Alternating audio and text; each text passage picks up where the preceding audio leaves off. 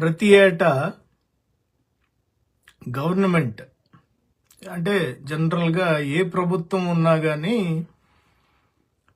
ఇఫ్తార్ విందు ఒకటి ఏర్పాటు చేస్తారు. ఈ రంజాన్ మాసం నడుస్తున్నప్పుడు ఈవినింగ్ ఆ ఫాస్టింగ్ అయిపోయిన తర్వాత ఆ బ్రేక్ చేసేటప్పుడు ఆ ప్రభుత్వం తరపున ఇఫ్తార్ విందు ఒకటి ఉంటుంది. అది కాకుండా ఇప్పుడు వాళ్ళకి ఇష్టమైన నాయకులతో అక్కడున్న లోకల్గా ఉన్న ప్రతి ఊర్లో దాదాపు లోకల్ ఎమ్మెల్యేతోనూ లేకపోతే మాజీ ఎమ్మెల్యేలు అయితే పార్టీలు పరంగా కూడా ఇప్పుడంతా పార్టీలుగా డివైడ్ అయిపోయినారు కదా అన్నిట్లో. సో అలా చేసుకుని పిలిచి ఇఫ్తార్ విందు చేస్తారు. మీరు గమనించారో లేదో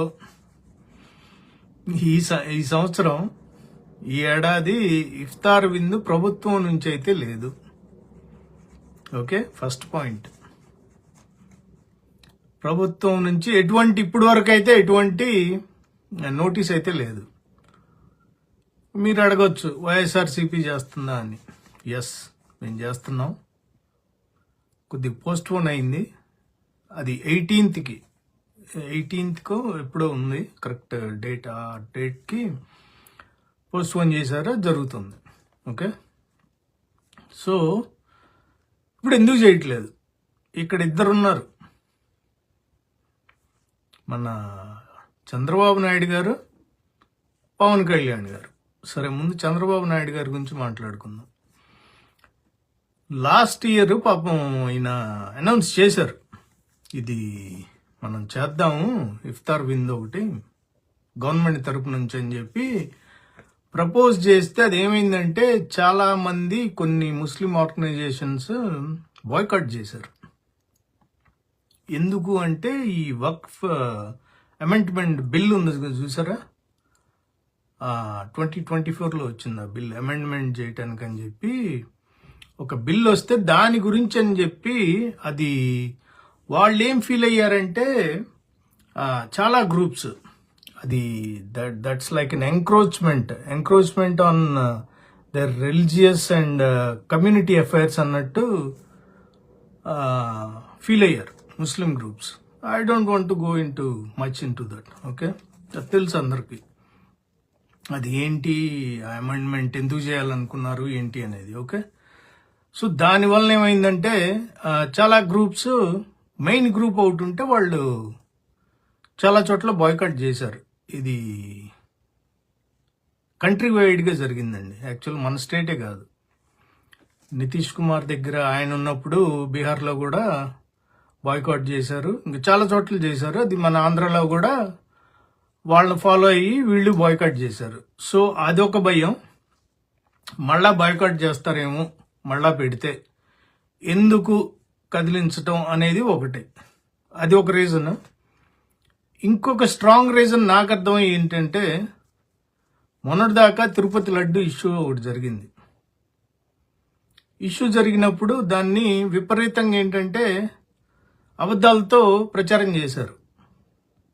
ఇది హిందువుల మీద దాడి, వైఎస్ఆర్సీపీ కుట్రపూరితంగా చేసింది, అది ఇదని చెప్పి ఇంకా నాన్ సెన్స్ అనమాట, all kinds of non sense.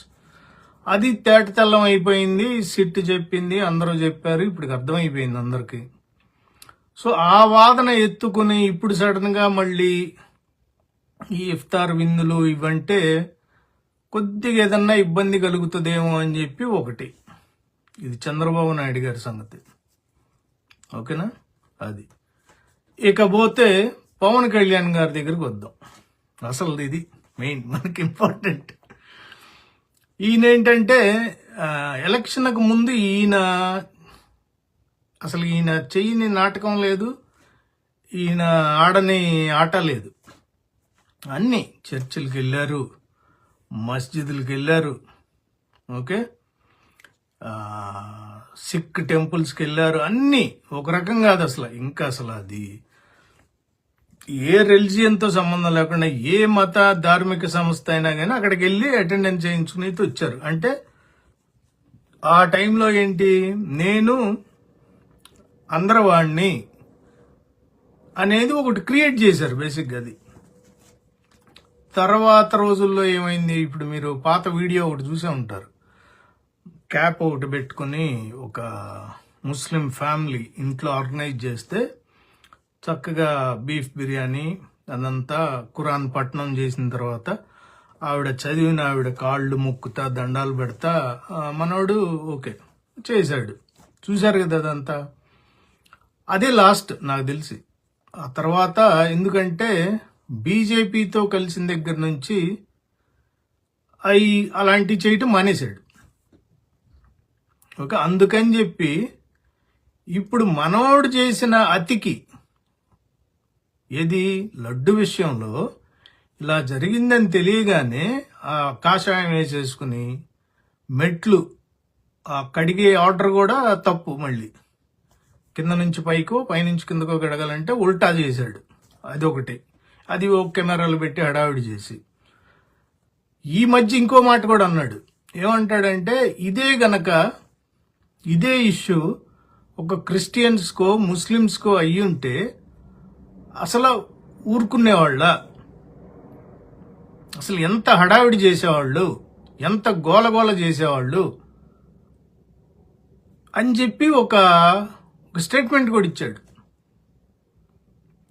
ఇప్పుడు ఇఫ్తార్ విందు ఆ పార్టీ ఇంతకుముందు చేసింది లేదు. ఈయన ఒకడే ఇండివిజువలే. పార్టీ అంటే ఎవడు లేడు, ఇంకా దాంట్లో ఎవరు ఉంటారు? ఉంటే ఈయన మనోహర్ గారు వెళ్తే ఇంకంతకు మించి ఎవరు ఉండరు కదా.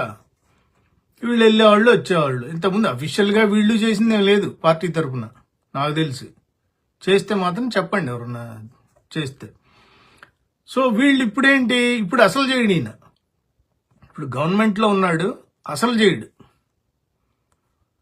ఎందుకు? మొన్నటిదాకా ఈ లడ్డు విషయంలో అబద్ధాలు చెప్పి ఉంటే గోప గుయ్యం అనిపించారు ప్రజలంతా.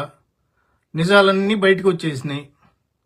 ఈయన మాట్లాడినవన్నీ ఎందుకంటే బీజేపీతో ఉన్నాడు, వాళ్ళు కూడా స్ట్రిక్ట్గా చెప్పుంటారు నాకు తెలిసి, ఇలాంటి వాటికి నువ్వు కొద్దిగా దూరంగా ఉండని.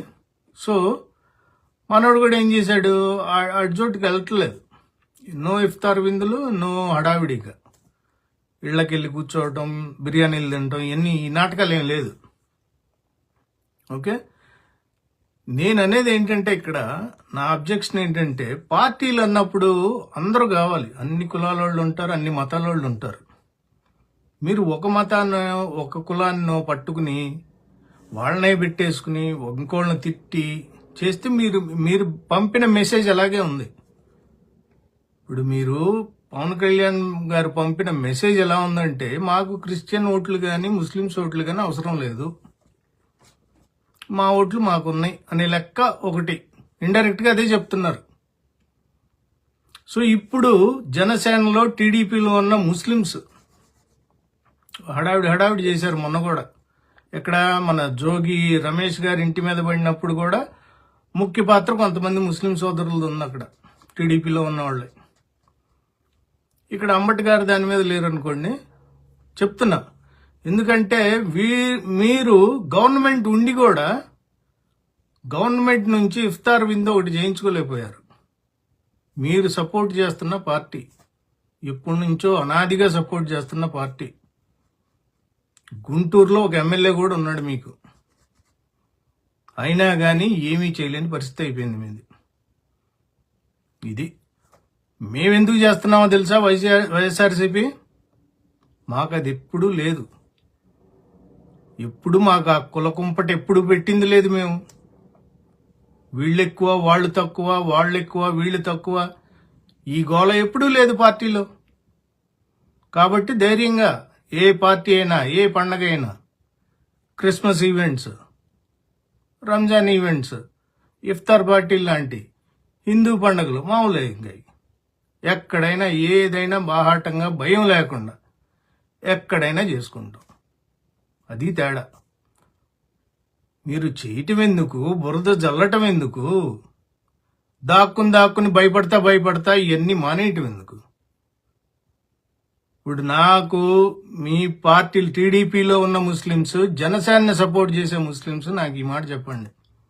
మీరు ఇప్పటికీ సపోర్ట్ చేస్తా మీ నాయకులను అడగండి ఒకసారి ఎందుకు పెట్టట్లేదని.